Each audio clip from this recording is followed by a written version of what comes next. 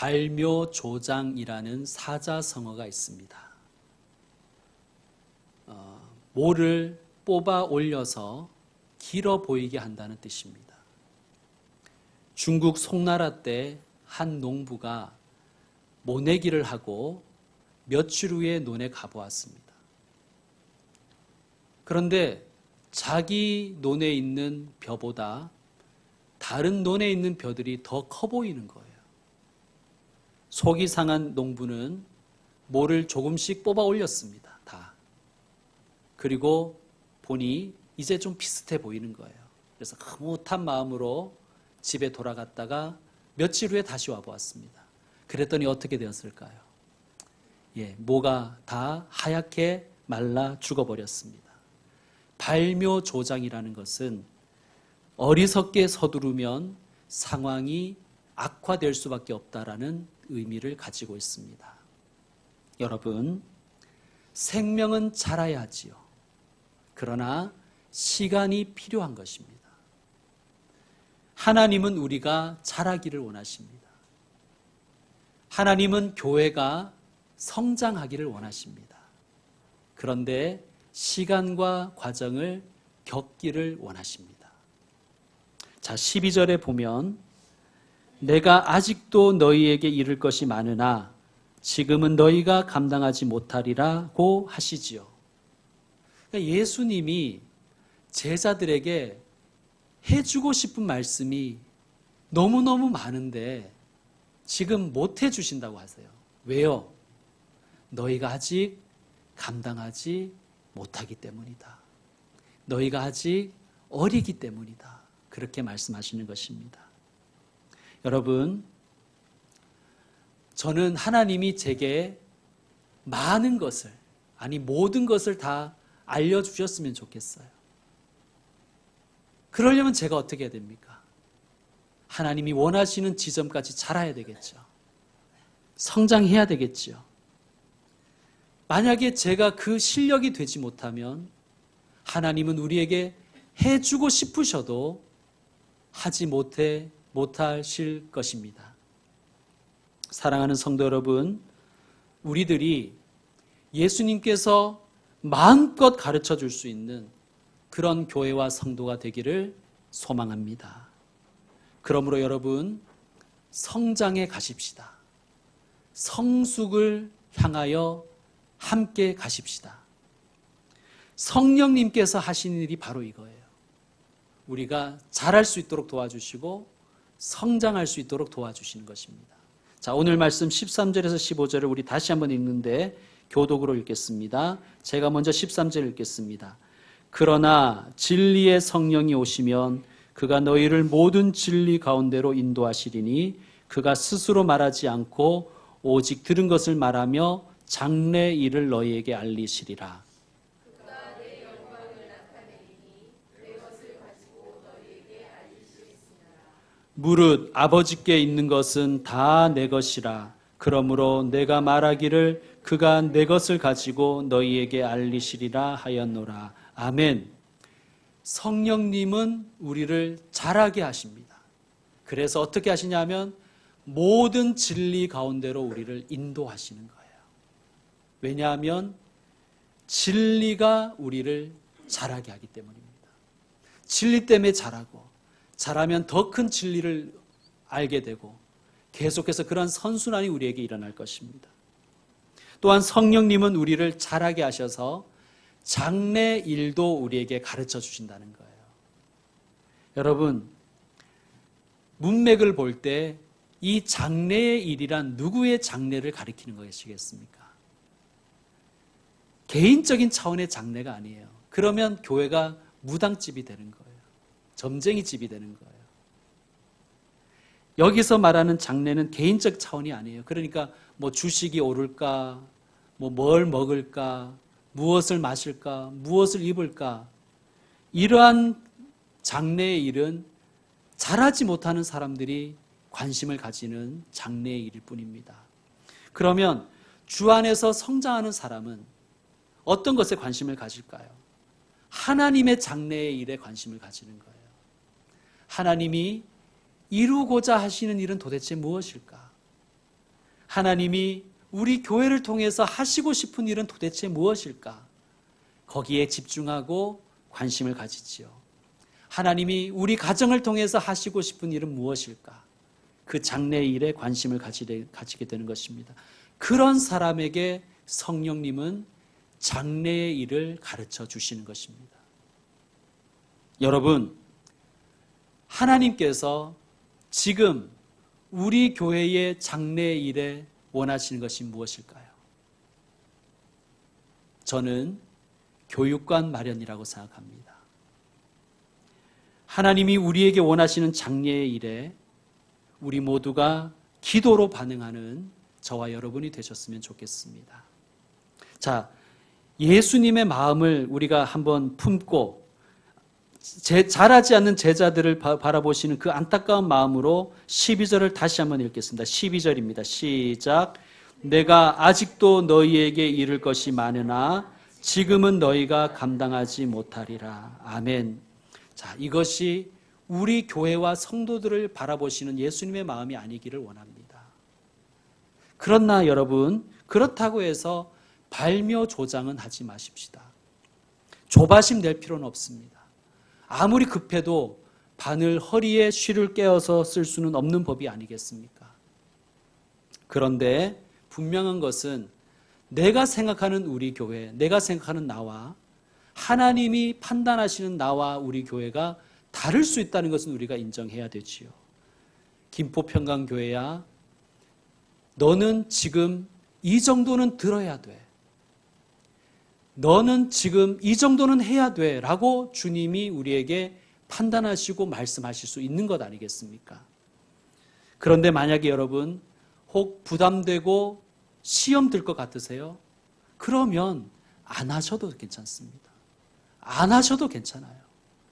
그런데 대신 부담되고 어려우면 그때 기도하라는 뜻으로 들으셔야 돼요. 아, 이걸 가지고 나보고 기도를 좀 하라고 하시는 거구나. 아, 내가 부담이 된다. 내가 좀 마음이 어렵다. 뭐 흔쾌히 아멘이 되면 좋은데 그렇지 않으면 아, 하나님께서 나보고 이 일로 인하여 이 장래 일로 인하여 기도하라고 하시는 거구나 하고 기도하시길 바랍니다. 이렇게 기도하십시오. 저를 따라해 보십시오. 오 주님, 저도 알아듣길 원합니다. 오 주님, 저도 감당하게 하옵소서. 여러분 그렇게 기도하십시오. 그냥 부담된다, 어렵다 포기해 버리지 마시고 아이 뭐 나는 아니지 이렇게 생각해 버리지 마시고 그 문제, 그 장래의 문제를 가지고 하나님께 엎드려 기도하십시오. 하나님, 저도 알아듣길 원합니다. 제가 알아들을 수 있다고 생각해서 주님이 제게 말씀하신 것 같은데 그래서 저도 알아듣길 원합니다. 주님이 그 정도는 제가 감당할 수 있을 것 같아서 제게 말씀하셨는데 제가 감당할 수 있기를 원합니다. 그렇게 기도하는 교회와 성도 되기를 축원합니다. 자, 예수님은 그런데 그 때를 앞당기기 위해서 무리하시지 않으세요. 자, 여러분 16절을 보세요. 조금 있으면 너희가 나를 보지 못하겠고 또 조금 있으면 나를 보리라 하시니. 아멘. 조금 있으면 나를 보지 못하겠다. 이 말씀은 지난 주일에 제가 10절을 말씀드리면서 이미 설명드렸습니다. 예수님께서 십자가, 부활, 승천을 통해서 하나님 우편으로 가시죠. 그러니까 이제 더 이상 제자들은 육안으로는 예수님을 볼 수가 없습니다. 그러나 조금 있으면 나를 보리라. 무슨 말씀입니까? 보혜사 성령님이 오시면 제자들의 영안을 열어주시고 그리하면 육신의 눈으로는 볼 수 없었던 예수님을 영적으로 보게 된다는 말씀입니다.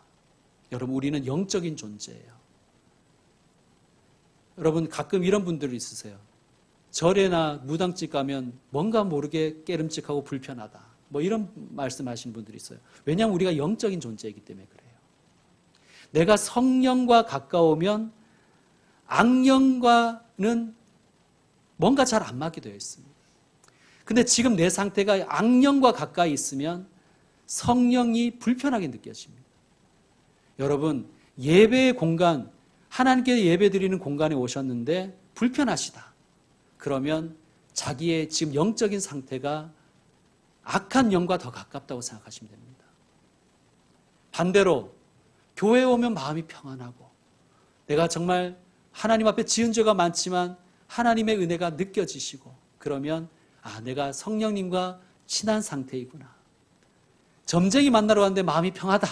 그러면 내가 지금 내 영이 악한 영과 많이 가까워 있구나. 그렇게 생각하시면 됩니다. 그럼 어떻게 해야 될까요?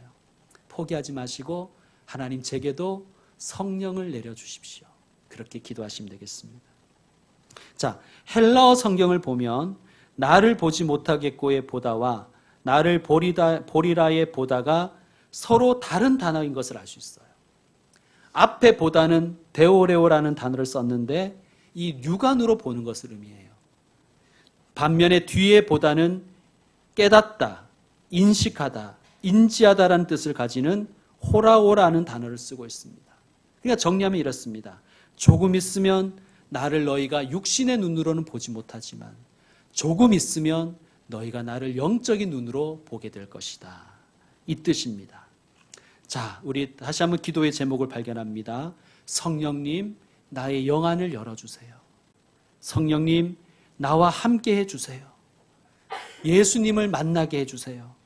예수님을 깨닫게 하시고 예수님을 인식할 수 있도록 저를 도와주세요. 그렇게 기도하시는 분들 되시길 바랍니다.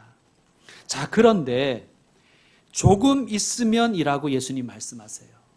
조금 있으면.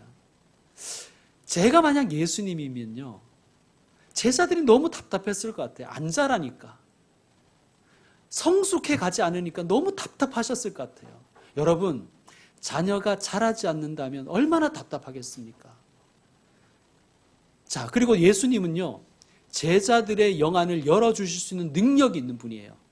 너희의 영안이 열릴지어다 하면 열리는 거예요. 그러면 저 같으면 제자들아 너희의 영안이 열리기를 원한다. 그렇게 말씀하셔서 바로 보여주셨을 것 같은데, 주었을 것 같은데 예수님은 뭐라고 하시냐면 조금 있으면이라고 하십니다. 시간과 과정이 필요하다는 것을 예수님이 인정하시는 거예요. 예수님도 그 시간과 과정을 감수하시겠다는 거예요. 왜 그렇습니까? 우리에게, 제자들에게 시간이 필요하고 과정이 필요하다는 것을 아셨기 때문입니다. 여러분, 우리 주님은 우리가 샛별처럼 빛나기를 원하세요. 우리의 가슴 속에서 샛별이 빛나기를 원하세요. 그런데 여러분, 샛별을 보려면 깊은 어둠과 새벽을 지나야 됩니다. 과정이 필요한 거예요. 여러분 20절 읽어주십시오. 20절 말씀 시작. 내가 진실로 너희에게 이르노니 너희는 곡하고 애통하겠으나 세상은 기뻐하리라. 너희는 근심하겠으나 너희 근심이 도리어 기쁨이 되리라. 아멘. 자, 이렇게 말씀하십니다. 너희는 근심하겠으나 너희 근심이 도리어 기쁨이 되리라. 자, 중요한 것은 한편에서는 근심이 있고 시간이 지나면 기쁨이 오는데 그 사이에 걸어나가 있다는 거예요. 그러니까 제자들, 예수님의 친구들, 또한 성도들은 겪어내야 될 근심과 고통의 시간과 과정이 있다는 거예요. 그러나 걸어나가 있습니다. 여러분. 역전이 있는 거예요. 근심과 고통으로 끝나는 것이 아니라 성령님은 그 근심과 그 고통의 그 시간과 과정 속에서 우리 안에서 기쁨이 잉태되게 하시는 거예요. 여러분, 하나님이 원하시는 기쁨과 만나기 위해서는 근심과 고통의 골짜기를 지나가야 됩니다. 조금 있으면의 기간을 참아내셔야 됩니다. 자, 제자들의 근심과 눈물이 기쁨으로 변하는 날을 예수님은 해산의 날에 비유해 주셨어요. 자, 21절을 여러분 읽어주십시오. 시작. 여자가 해산하게 되면 그때가 이르렀으므로 근심하나 아기를 낳으면 세상에 사람 난 기쁨으로 말미암아 그 고통을 다시 기억하지 아니하리라.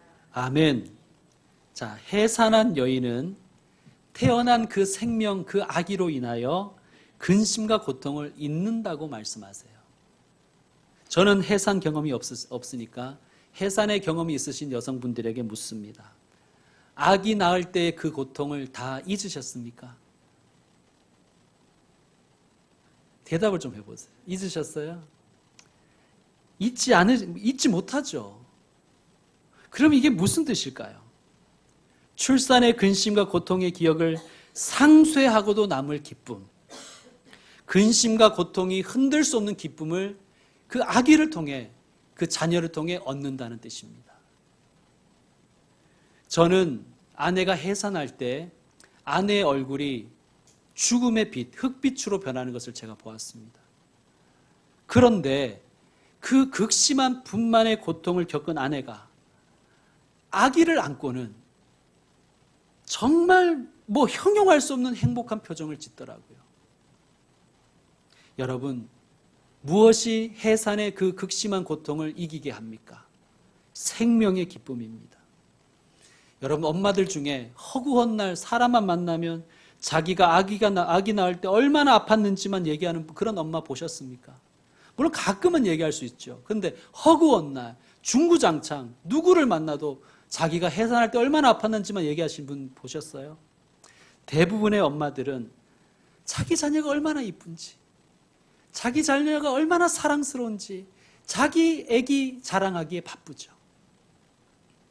자녀를 통해 얻는 그 희열과 기쁨이 해산의 고통보다 크기 때문입니다. 자녀가 성장할 때, 아름답게 성장할 때 부모는 말할 수 없는 기쁨을 얻지 않습니까? 물론 때로는 속 썩여서 고통스러울 때가 있지만, 그러나 자녀를 통해서 주시는 그 기쁨은 그 고통에 비할 바 없이 위대한 것입니다. 여러분, 분명한 것은 조금 있으면 제자들도 예수님의 친구들도 이 기쁨을 맛볼 것이라고 예수님이 말씀하시는 거예요. 자, 22절 말씀 우리 함께 읽겠습니다. 22절 시작. 지금은 너희가 근심하나 내가 다시 너희를 보리니 너희 마음이 기쁠 것이요 너희 기쁨을 빼앗을 자가 없으리라. 아멘. 혹시 근심되는 일이 있으십니까? 성령님과 함께 기도하십시오. 조금 있으면 여러분의 그 근심이 기쁨으로 변화될 줄로 믿습니다. 23절 제가 읽겠습니다. 그날에는 너희가 아무것도 내게 묻지 아니하리라. 왜요? 예수님이 십자가 부활 승천하심으로 하나님 우편에 가셨으니까요. 그러니까 육신적으로 예수님께 물을 수가 없어요. 부탁할 수가 없어요. 또 다른 이유는 더 이상 예수님을 거칠 필요가 없으니까요. 왜요? 성령님이 오시니까. 내가 진실로 진실로 너희에게 이르노니 너희가 무엇이든지 아버지께 구하는 것을 내 이름으로 주시리라. 아멘. 성령님이 오시면 그 누구도 거치지 않고 아버지께 바로 갈 수 있도록 인도하신다는 거예요. 여러분, 그냥 이렇게 들으니까 별로 감동이 없으신데 이렇게 한번 생각해 보십시오. 여러분, 우리 교회는 담임 목사 만나기가 쉽죠. 원하면 바로 만날 수 있습니다. 언제든지 원할 때 새벽이든 밤이든 꼭두 한밤중이든 언제든지 만날 수 있어요. 그런데요, 웬만한 교회 담임 목사님은, 특히 대형 교회 담임 목사님은 여러분이 만나고 싶어 한다고 바로 만날 수는 없어요. 절차가 있고요. 거쳐야 될 사람이 있어요. 사찰집사 만나고, 사무원 만나고, 부목사 만나고, 비서 만나고. 그래도 못 만날 수가 있어요. 어디 목사님들만 그렇습니까? 제가 우리 동네 통장인데요. 제가 이래봬도 통장인데 제가 시장님을 만나려고 하면 바로 만날 수 있습니까? 일단 동장님 거쳐야 되고요. 그 다음에 또 거기 담당하는 공무원 만나야 되고, 비서 만나야 되고, 그래도 못 만날 수 있어요. 일정이 안 맞으면 못 만날 수 있잖아요. 그죠? 도지사는 어떨까요? 여러분, 대통령 쉽게 만날 수 있습니까? 수많은 절차와 사람을 거쳐야 되죠. 그래도 못 만날 수 있어요. 여러분, 한낱 인간을 만나려고 해도 이렇게 어려운데 하나님을 쉽게 만날 수가 있겠습니까? 그런데 예수님이 십자가 지시고 부활하시고 승천하심으로써, 그래서 성령님을 우리에게 보내주심으로써 하나님께 바로 갈 수 있는 길이 열려버렸다는 거예요. 이게 은혜입니다. 하나님께 바로 갈 수 있는 길이 열렸다는 거예요. 하나님께 바로 갈 수 있도록 도와주시는 분이 누구시다? 성령님이시다는 거예요. 여러분, 어떤 교파나 어떤 교회에서는 이렇게 서열 체계를 만들어 놓고 평신도는 절대로 직접 하나님께 나아갈 수 없다고 단계를 거쳐야 된다고, 사제든 사람이든 사람을 거쳐야 된다고 가르치는 그런 교파나 교회도 있지요. 그런데 요한복음은 분명하게 우리에게 가르치십니다. 그날에는 아무도 내게 묻지 아니하리라. 내가 진실로 진실로 너희에게 이르노니 너희가 무엇이든지 아버지께 구하는 것을 내 이름으로 주시리라. 아멘. 여러분, 성도가 받은 특권이요 성도의 권리인 줄로 믿습니다. 자, 여러분 24절 함께 읽겠습니다. 24절. 지금까지는 너희가 내 이름으로 아무것도 구하지 아니하였으나 구하라, 그리하면 받으리니 너희 기쁨이 충만하리라. 아멘. 여러분, 예수님의 이름으로 기도하십시오. 그러면 주실 줄로 믿습니다. 그런데 우리가 예수님의 이름으로 기도한다고 하면 이렇게 좀 오해하는 경향이 있어요. 뭐든지, 세속적인 것이든 이기적인 소원이든 그냥 예수님의 이름만 들먹이면 다 들어주신다. 이렇게 오해하는 경향이 있습니다. 여러분, 그런 뜻이 아닙니다. 예수님의 이름으로 기도하라는 것은 예수님이 내 안에 계시기를, 내가 예수님 안에 있기를 소망하며 기도하라는 거예요. 여러분, 예수님 안에 있고 싶은 마음이 있으세요? 그 마음으로 기도하라는 것입니다. 예수님의 이름으로 기도하라는 것은 예수님의 그 아름다운 마음을 품고 기도하라는 거예요. 막 이기적인 마음, 그런 악한 마음, 저놈을 내가 죽여야 되는데 이런 마음 가지고 예수님의 이름으로 기도합니다. 하나님께서 들어주시겠습니까? 예수님의 그 선하신 마음, 아버지여, 자신을 십자가에 못 박는 그들을 보며 아버지여, 저들을 사하여 주십시오. 저들은 자기가 무슨 짓을 하는지도 모릅니다. 하신 그 사랑의 마음을 품고 기도하는 것이 예수님의 이름으로 기도하는 거예요. 예수님은 자기 영광 구하지 않으셨죠. 하나님 영광 구하셨죠. 예수님 마음을 품고 저도 예수님처럼 하나님의 영광이 이루어지길 원합니다 라고 기도하는 것이 예수님의 이름으로 기도하는 것입니다. 자, 이렇게 우리가 예수님의 이름으로 기도한다면 그 기도를 하나님이 어찌 들어주시지 않겠습니까? 응답하실 줄로 믿습니다. 성도 여러분, 여러분은 지금 무엇을 구하십니까? 만약에 하나님께서 내가 너에게 딱 한 가지 기도는 들어주겠다 라고 하신다면 여러분은 무엇을 구하시겠어요? 저는 성령님을 주십시오 라고 기도하겠습니다. 성령을 제게 내려주십시오. 우리 누가복음 말씀 한번 찾아봅시다. 누가복음은 요한복음 바로 앞에 있습니다. 누가복음의 11장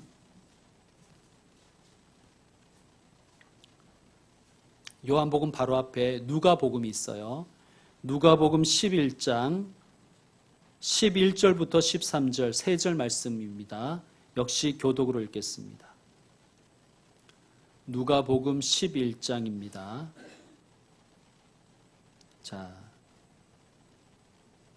11절은 제가 읽고 12절 여러분 읽고 13절 함께 읽습니다. 너희 중에 아버지 된 자로서 누가 아들이 생선을 달라고 하는데 생선 대신에 뱀을 주며 너희가 악할지라도 좋은 것을 자식에게 줄 알거든 하물며 너희 하늘아버지께서 구하는 자에게 성령을 주시지 않겠느냐 하시니라. 아멘. 자, 너희가 악할지라도 좋은 것을 자식에게 줄 알거든 하물며 너희 하늘아버지께서 구하는 자에게 뭘 주신다고요? 성령을 주시지 않겠느냐. 여러분, 이 말씀은요 1절에 보면 11장 1절에 보면 주님 우리에게도 기도를 좀 가르쳐 주십시오라는 제자들의 요청에 대한 예수님의 결론이에요. 자, 여러분에게 말씀드립니다. 예수님의 친구, 예수님의 제자, 성도된 자가 드릴 수 있는 최고의 기도는 뭘까요? 따라하십시다. 성령을 주시옵소서. 여러분, 교회에 오시면 먼저 기도하십시오. 성령을 제게 주십시오. 성령을 제게 주십시오. 성령 받게 하여 주옵소서. 그렇게 기도하시길 바랍니다. 여러분, 성령님이 오시면요, 성령님이 내게 오시면 어떤 일이 있겠습니까? 걱정할 것이 있겠습니까? 성령께서 내게 오시고 성령이 나를 지배하시고 나를 충만케 하시면 어떤 문제가 있더라도 두렵지 않을 것입니다. 평안을 누릴 것입니다. 여러분, 살면서 불안하게 느껴지고 걱정, 근심이 나를 짓누를 때 성령님을 구하십시오. 오 성령님, 제게 임하시옵소서. 제 마음에 오시옵소서. 여러분, 성령께서 마음에 탁 오시면 어떤 문제가 있더라도 두렵지가 않는 거예요. 성령님이 오시면 우리를 하나님께로 바로 갈 수 있는 길을 열어주시는 거예요. 그게 기도입니다. 그 누구도 거치지 않아도 돼요. 아니, 목사님 기도빨이 더 세겠지. 그렇게 생각하실 필요 없어요. 성령님께서 여러분과 함께 하시면 성령님보다 더 센 분이 어디 있습니까? 하나님께로 바로 가실 수가 있는 거예요. 여러분, 만약에 재발회장에게 여러분이 바로 갈 수 있는 자격이나 권리나 그분과의 관계가 있다면, 그러니까 재벌회장님에게 어떠한 절차도 거치지 않고 어떠한 사람도 거치지 않고 그냥 바로 직통으로 갈 수 있는 그러한 권리가 내게 있다면 여러분, 돈 문제로 걱정하시겠습니까? 그렇지 않죠. 여러분, 창조주 하나님께 기도할 수 있는 길이 있습니다. 그런데 왜 걱정하십니까? 세상을 만드시고 주관하시고 복의 근원 되신 하나님께 바로 내가 갈 수 있는 길이 있는데 왜 염려하십니까? 왜 근심하십니까? 이제 말씀 마무리하겠습니다. 세 가지 결론을 말씀드리겠습니다. 첫째, 따라하십시다. 성령님은 우리를 예수님께로 인도한다. 아멘. 성령님의 인도하심을 받기를 축원드립니다. 내가 끌고 가는 게 아니에요. 성령님이 인도하시는 거예요. 성령님은 예수님이 어떤 분이신지 우리에게 가르쳐 주시고, 그리고 예수님과 어떻게 교제하는지를 우리에게 가르쳐 주세요. 그리고 예수님을 구주로 고백하게 하십니다. 두 번째, 따라합시다. 성령님은 말씀을 깨닫게 하신다. 아멘. 말씀이라는 것은 곧 성경을 가리켜요. 여러분, 우리 그리스도인들은요, 평생 동안 성경을 배우고 또 성경을 배워가며 자라야 됩니다. 여러분, 가끔 어떤 큰 서점 같은 데 보면 저자의 만남이라는 특별한 이벤트를 할 때가 있죠. 저자가 와서 독자들과 대화를 나눕니다. 그럼 독자들이 이 구절의 의미가 무엇인지 혹은 그 저자의 의도가 무엇인지를 저자에게 직접 묻고 저자는 독자들에게 대답해 주지요. 여러분, 성경의 저자는 누구일까요? 성경의 저자는 성령님이십니다. 모든 성경은 성령의 감동으로 된 것입니다. 자, 그러면 성경을 읽을 때 누구의 도움을 받아야 돼요? 목사님 이러지 마시고, 물론 목사의 도움도 받아야 되지만 성령님의 도움을 받아야 됩니다. 도저히 어떤 분들은요, 성경을 읽어도 이해가 안 되는 분이 있어요. 이건 뭐 너무 옛말 같고 뭔 말인지 모르겠는데요. 그거는 이게 IQ가 없어서가 아니라, IQ가 딸려서가 아니라 성령의 도움을 못 받아서 그래요. 그러면 성경을 읽기 전에 혹은 설교를 듣기 전에 기도하십시오. 성령께서 나를 주장하셔서 알아듣게 하여 주시옵소서. 여러분, 성령께서 역사하시지 않으면요, 박사 할아버지가 와도 이해를 못합니다. 그런데 성령께서 도와주시면 일자 무식도 깨닫고 알아들을 수가 있는 것입니다.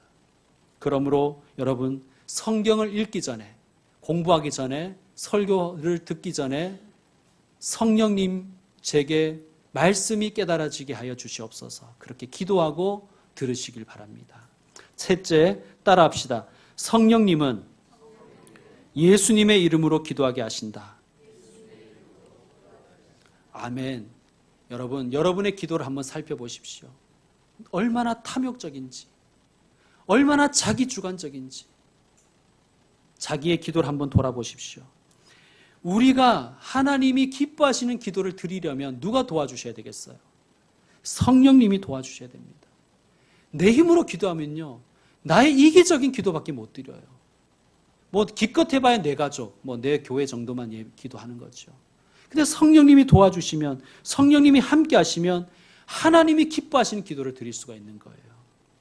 여러분, 잘 안 되시는 분도 있죠. 뭐 기도 자체가 잘 안 되시는 분도 있고, 기도가 하나님 원하시는 기도로 잘 안 나가는 분들이 있죠. 한번 따라해 보십시오. 성령님 제 마음에 오십시오. 성령님 도와주세요. 성령님 제 입술을 열어주세요. 성령님 바르게 기도하게 해주세요. 여러분 먼저 그렇게 기도하고 여러분의 기도를 드리시기 바랍니다. 그렇게 기도하면 기도가 잘 될 것입니다.